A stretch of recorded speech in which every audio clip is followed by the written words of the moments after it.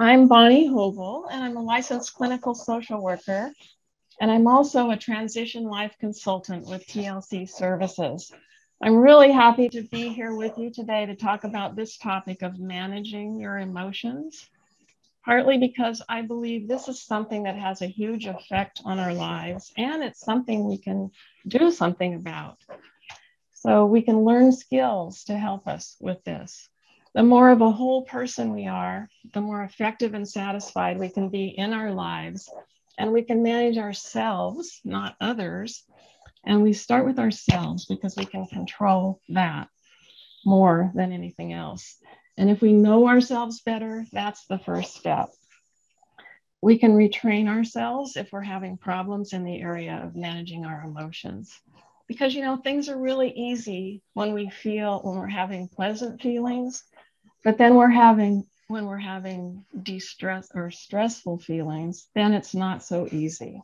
So we want to choose to let our emotions help us rather than stifle us or overwhelm us.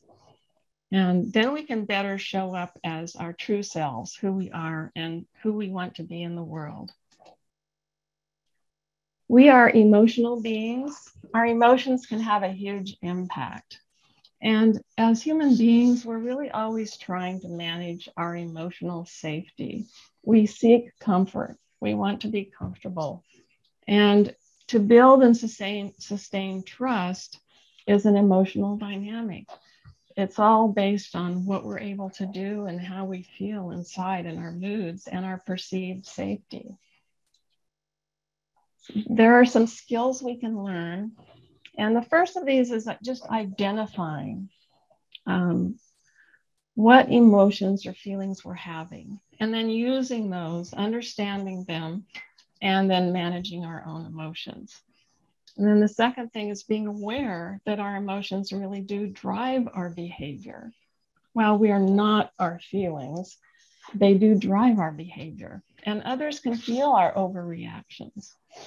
And so we need to understand that other people's reactive behavior has more to do with them than with us. So we don't have to take all of that personally.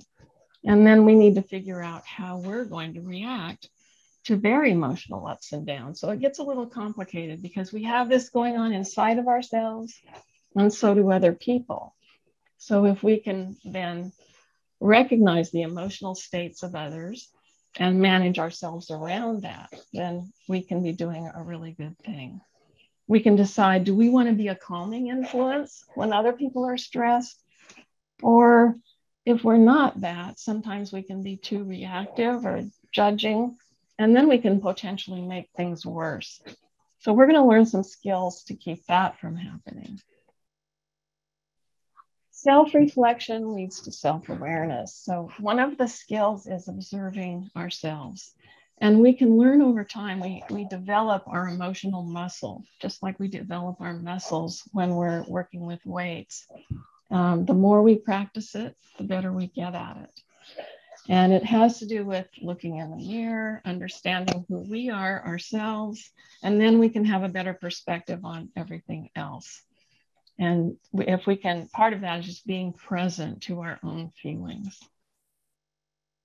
Then, what do we do with what we know about ourselves? We self-regulate. And if we can do that, then we have more control over our emotional state. And it doesn't depend as much on others to improve or change things so that we can be okay. So we can learn to stay connected even when we're under stress. If we can easily access our feelings, then we can neutralize some of the physiological reactions that we might have, like a faster heart rate or trembling. And we can become like a stress-busting detective and figure out what works for us. Is it music? Is it breathing better? We're going to talk about several of those things, and I'm hoping that you will, in the question and answers or in the chat, we'll start adding to the conversation as far as what are some things you found out that really help, some of the coping skills. One of the skills is self-soothing, where you notice your body. And you move out of your head and into your body because it's more helpful to feel your feelings than to think about them. It's a more grounding experience. And one method is just deep breathing. We all have done this and know about this, but taking the time to do it. Let's just do one right now together. Just close your eyes and take a deep breath and hold it for about 3 counts. And now let it out. And pause before you do it again. And that's just one way. And one of the biggest benefits of this and other really simple relaxation methods is that they take us out of our stressful thoughts and they slow us down so that we can think better. And if we just pause several times a day to do this or to do whatever else works for you, we can think better, and then we can have more insights if we are not just all worried about something or having stressful emotions. Relationship healing is really mostly an inside job. It's if you ask yourself the question, what do I do when I feel unfairly treated or not listened to or not valued? Well, realizing we can help ourselves with this. We can respond to ourselves with kindness. Just like we were a child who didn't feel well. Well, sometimes it helps to think of it as a child rather than ourselves, because for some of us, it's easier to help another person than to help ourselves. Again, we need to befriend ourselves and say, who am I? What have I been through? And I've been successful.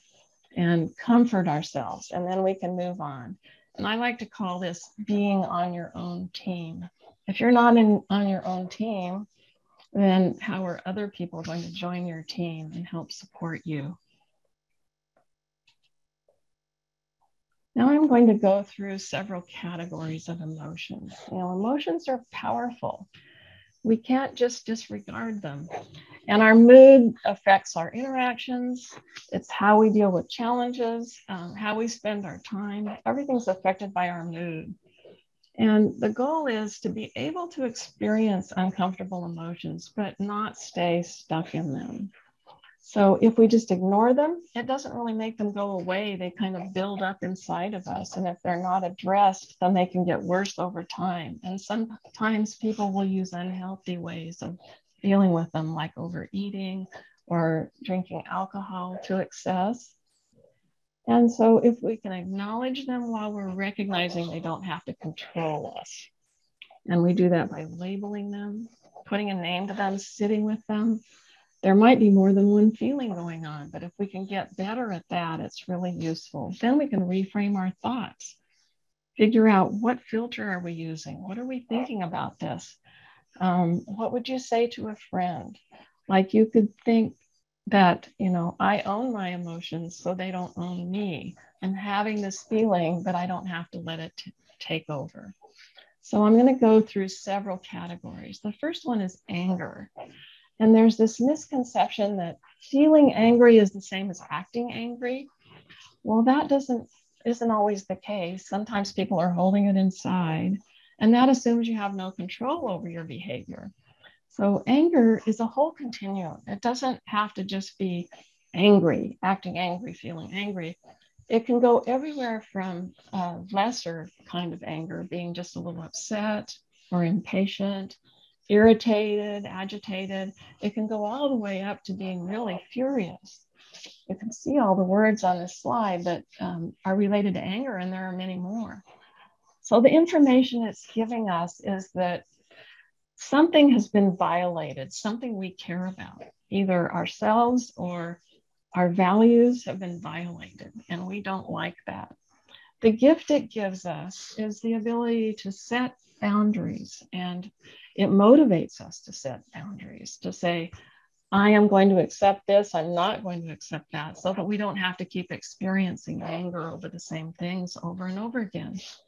Now we can have too low of an access to anger. And if that happens, we don't set boundaries and we might get taken advantage of. So there's actually a risk to not paying attention to the anger at all. And also there's a risk if it's really too high. If it's too high, it can take over our whole being. It can be kind of our persona. Our boundaries could be too thick, and we could be unapproachable to other people. So those are some of the things that we can learn from anger. Anxiety has the same set of things. Anxiety, a certain amount of it is normal and healthy to have. And it can go everywhere from being uneasy to feeling nervous, to being skeptical, can go all the way up to being overwhelmed, perplexed, paralyzed. The information it gives us is that I have either too much information or I don't have enough information. And there's a gift in that. And the gift is we seek clarity. And that clarity will help us in deciding what actions we're going to take. So the risk, if it's too low, is we can take premature action because we're not asking those questions for clarity. And if we access it too easily, we can become paralyzed, or we can over-prepare. We can become perfectionistic. So some of us might see that in our lives or the lives of our friends. Each of us has a tendency to tune into one of these categories of feelings more than others or less than others. So we're all going to have different challenges. Fear. Now with fear, you could just be a little tense, could be suspicious, defensive, alarmed, or really frightened or scared. The information is just a basic, something is threatening me, and the gift is safety. If I pay attention to that, I can keep myself safe. Well, if I don't pay enough attention to that, then I might not protect myself very much. I might go bungee jumping. And maybe that's not something that's really safe for me to do right now in my life. And if it's too high, though, if my access to fear and paying attention to fear and letting it overtake me, then I could be so risk averse that I don't try anything fun or anything new. There could be that kind of a ramification if I really tuned into fear a lot. Sadness. Now, here's one. We think, who wants to feel sadness? Well, none of us wants to be sad. But there can be lesser degrees of it. Like we could just feel a little empty. We could be grieving something, a loss. We could feel lonely or disappointed. Now, all of us have had things like this at some point in our lives. We can just feel really sorry about something and not know what to do about it. Miserable, excuse me, all the way up to being so sad that we have a depressed mood. And the information here is lost. We've lost something. We've lost something important to us. And that information gives us the gift of sensitivity. And it's a gift because when we are sensitive, then we are kinder to ourselves because we realize what we've been going through. Or if it's about another person, we're sensitive to what they've been going through. We can tune into them better. We know what it feels like. Now, if we don't tune into this at all, or it's really low, then we could be seen as aloof or experienced by other people as aloof or not really be able to be with others in their sadness. You might come across as more empathic if you're someone who can tune into that sadness in others. And if we have too much access to sadness or it's really high, then we can feel overwhelmed. And again, that could almost immobilize us. And sometimes it's an indicator that we need help from someone else if it's too far in that direction. Now, here's one that's a pleasanter category, joy. And joy doesn't just mean being happy. It can be all these things. It can be feeling confident, being curious, eager, encouraged, passionate, energized. All of these things are part of joy. Optimistic, surprised. The information this gives us is confidence. And the gift of confidence is vitality and resilience. We can stay in a relationship or with ourselves. We can stick it out when things are hard. And we have energy to do that. And without that energy, it's really tough to do that. If it's too low, in fact, if our access to joy is too low, then we can experience depletion. If it's too high, maybe we've all known someone with a lot of joy who just comes in a room and fills the room with their joy. Now, that can actually come across as almost intimidating to others. And why would that be? We think we couldn't have too much joy. Well, if there's not much space for anyone else because it's all filled with one person's excitement, then that can be hard for other people at times. So it could go overboard if it never varies with someone, which is rare. We usually have ups and downs, all of us do. So the work for all of us, the more we can build on our joy and figure out the things that fill our joy bucket, so to speak. It's not just filling the bucket, but doing things that bring us joy. Also discovering what things deplete us. What things are we doing some obligations that maybe our heart isn't in? I like to work with clients and have them say, what do I want to hold on to? What's important to me and do I want to hold on to? And what can I let go of?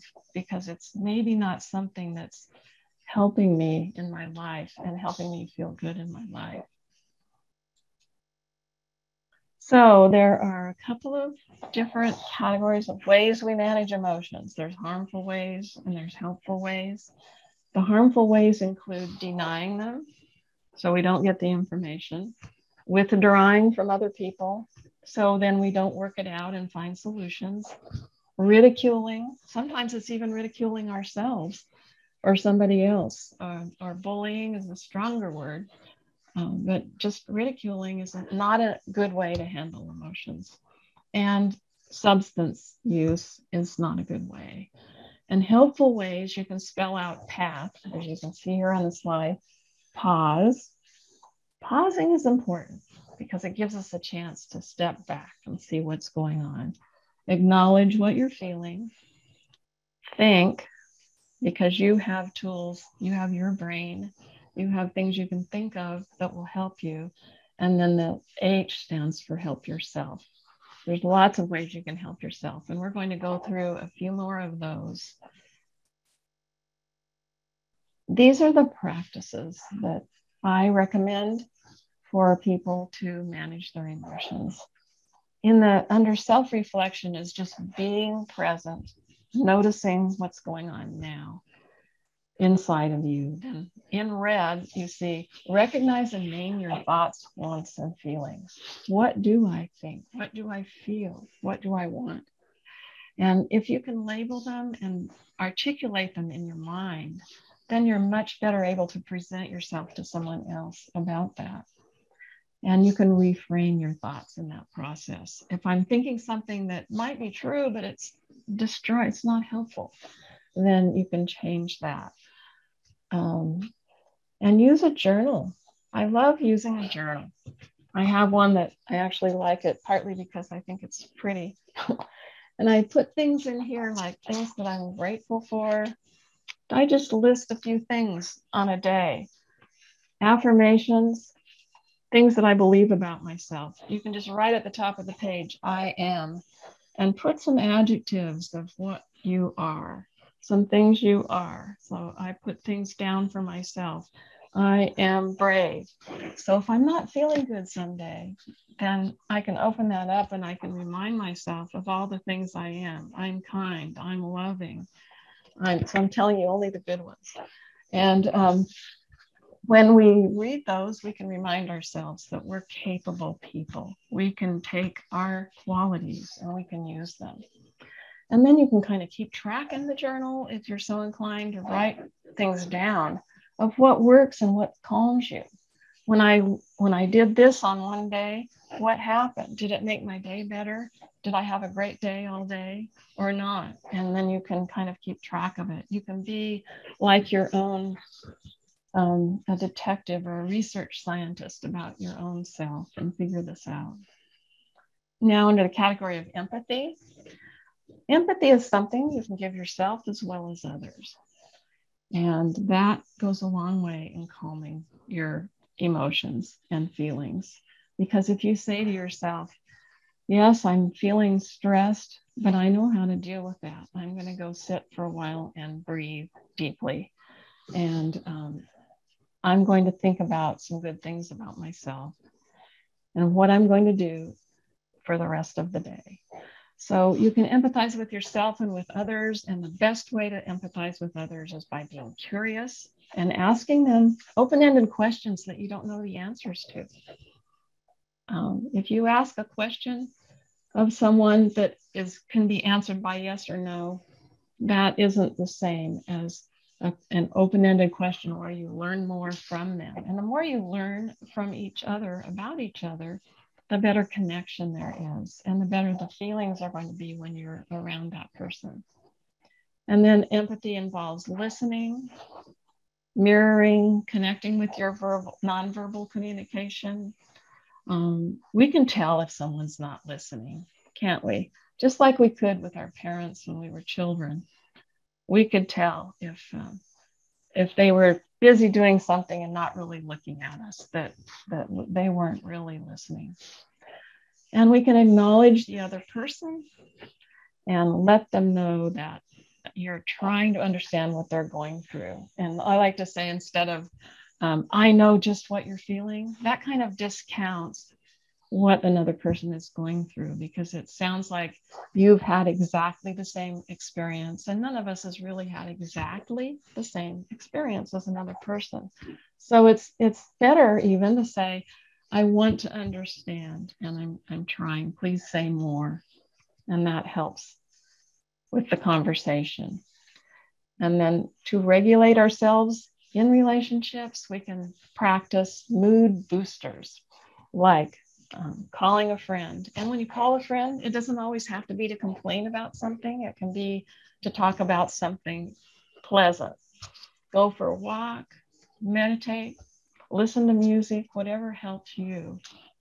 And then notice the good things in your life. All these things do really help you have better moods and better feelings. Notice the good things in your life and be grateful.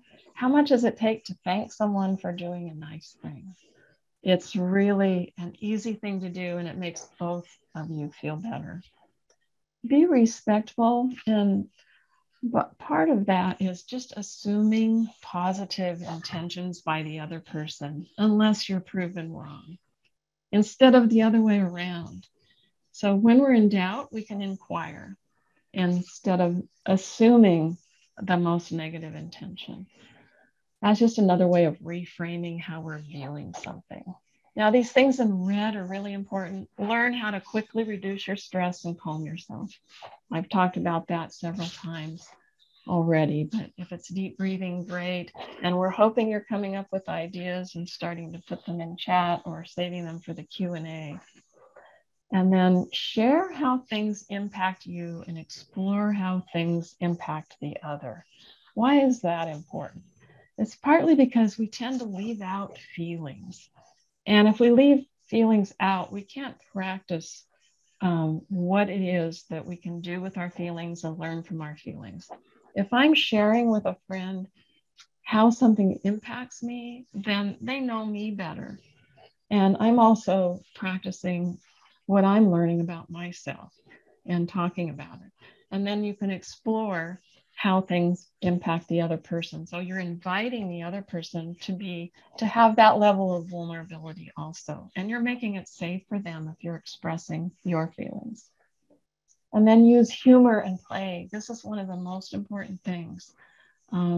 Humor can just really release good endorphins and good hormones. And you can't really feel very bad if you're smiling or laughing. It just is a real mood booster. And the last one is resolve conflicts positively and with confidence. And by that, I mean, when something is going wrong, use your best internal wisdom. Brainstorm with yourself. Work with the other person if it's involving another person, and have the attitude, we can fix this. And what are some things we can do to fix this? It's really, it's a helpful attitude towards resolving conflicts. And most of all, have hope. I could not accomplish anything if I did not have hope within me, for the gift of hope is as big a gift as the gift of life itself. I believe this is true. And with that, I'm concluding the presentation. And thank you so much for being here.